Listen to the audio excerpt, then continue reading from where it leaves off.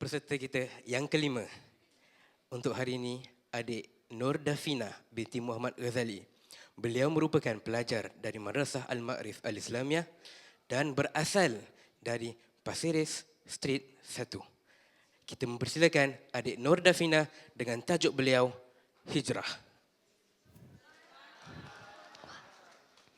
Satu Muharram detik permulaan, perkiraan tahun Islam hijrah, perpindahan Nabi dan umat Islam dari kota Mekah ke kota Madinah. Bismillahirrahmanirrahim. Assalamualaikum warahmatullahi wabarakatuh. Masih ingat tak anda semua tentang peristiwa hijrah Rasulullah sallallahu alaihi wasallam? Kalau begitu, mari kita sama-sama mengenang kembali peristiwa yang sungguh bersejarah itu.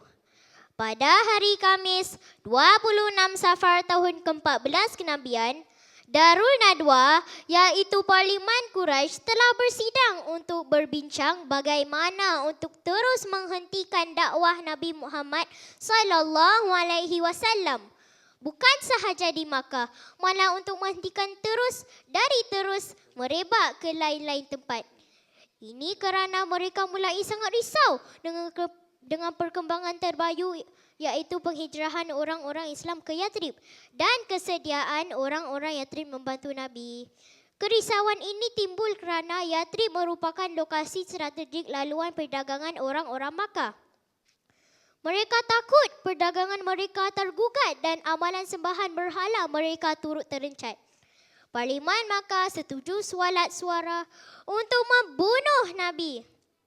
Setelah mendapat wahyu dari Allah Ta'ala, Nabi Muhammad sallallahu alaihi wasallam bergegas untuk berjumpa dengan Abu Bakar bagi menerangkan rancangan hijrah baginda. Apabila malam menjelma 27 Safar tahun ke-14 Kenabian, 11 orang penjenayah yang dipilih dari kabilah-kabilah kafir Quraisy telah berkumpul di depan rumah Nabi.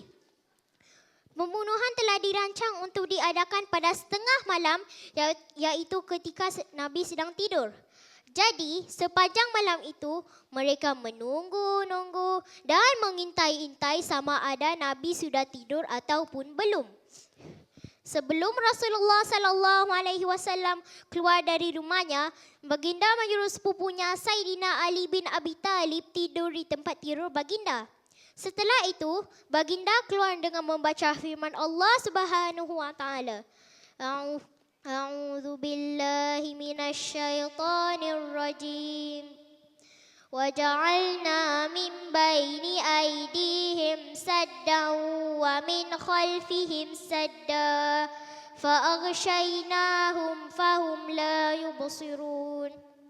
Maksudnya, dan kami jadikan sekatan di hadapan mereka dan sekatan di belakang mereka. Dan kami tutup pandangan mereka, maka dengan itu mereka tidak dapat melihat. Surah Yasin ayat 9.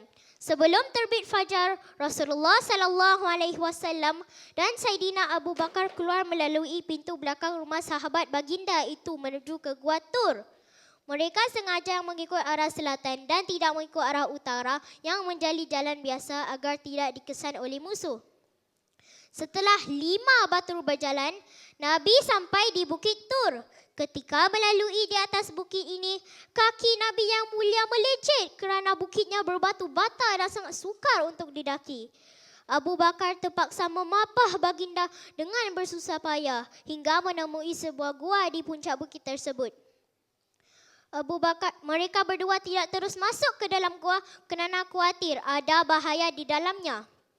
Abu Bakar menawarkan diri untuk masuk terlebih dahulu untuk memeriksa dengan katanya, "Demi Allah, jangan engkau masuk ke dalamnya, melainkan aku masuk terlebih dahulu. Kalau ada apa-apa bahaya, maka biar aku yang kena, asalkan jangan kamu." Setelah keadaan dirasakan agak selamat, barulah Abu Bakar memanggil Nabi masuk ke dalam gua. Rasulullah sallallahu alaihi wasallam dan Saidina Abu Bakar berada di dalam gua selama 3 hari.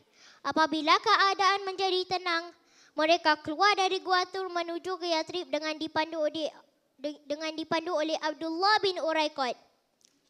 Sebelum bertolak ke Yathrib, Rasulullah sallallahu alaihi wasallam menoleh ke Makkah. Kota itu penuh dengan kenangan. Anak-anak baginda lahir di situ. Di situ juga isterinya wafat. Baginda bersabda, daripada semua tempat, kaulah tempat paling bererti bagiku dan tempat paling dekat dengan Allah. Kalau bukan kerana kaumku mengusirku, aku takkan tinggalkan kau. Baginda Rasulullah sallallahu alaihi wasallam dan Saidina Abu Bakar sampai di Quba, iaitu kira-kira 5 kilometer dari kota Yathrib. Setelah menempuh perjalanan yang meletihkan selama 8 hari. Pada hari Isnin, 8 Rabiul Awal bersamaan dengan 20 September 622 Masihi, baginda mendirikan Masjid Quba. Inilah masjid pertama dibina oleh Rasulullah sallallahu alaihi wasallam. Pada hari Jumaat 12 Rabiul Awal bersamaan dengan 24 September 622 Masihi, baginda dan rombongan sampai ke Yathrib. Inilah hari bermulanya kalender Islam, kalender Hijrah. Ketibaan baginda dan rombongan disambut dengan penuh meriah, kesyukuran dan kegembiraan oleh penduduk Yathrib. Mereka mendendangkan alunan nasyid. Tala'al badru alaina min thaniyatil wada' wajaba syukru alaina mada'a lillahi da'.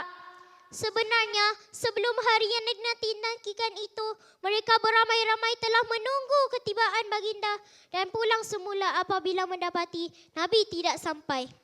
Walaupun penduduk Yathrib tidak mengenali wajah dan susuk baginda, namun perasaan cinta dan rindu terhadap Rasulullah sallallahu alaihi wasallam sangat tinggi. Di setiap jalan, unta Rasulullah sallallahu alaihi wasallam ditahan oleh penduduk Yathrib, meminta baginda berhenti dan tinggal di tempat mereka. Namun Rasulullah sallallahu alaihi wasallam mengarahkan agar membiarkan sahaja unta yang ditunggangi berhenti sendiri. Akhirnya unta itu berhenti di suatu tempat yang dimiliki oleh 2 orang anak yatim.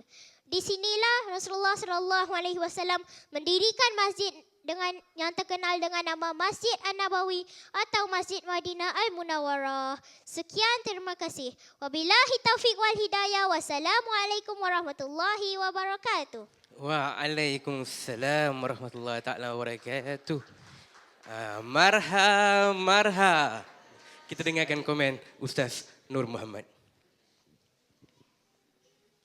Bismillahirrahmanirrahim. Assalamualaikum adik Nur Dafina. Waalaikumsalam warahmatullahi. Alhamdulillah. Nervous ke? Nervous saya. Macam tak nervous dah Ustaz tengok tadi. Tadi ada poster belakang jatuh. Dengar tak? Tak tahu Pasal adik tengah khusyuk tadi kat atas tu. Alhamdulillah. Ustaz ucapkan syabas dapat bercerita dengan begitu baik sekali dengan menggunakan suara yang lantang dan begitu berkeyakinan sekali. InsyaAllah mudah-mudahan Ustaz doakan adik terus berjaya di dunia dan di akhirat insyaAllah. Amin ya rabbal alamin. Terima kasih. Terima kasih Ustaz. Terima kasih sekali lagi kami ucapkan kepada adik Nur Dafina. Marha.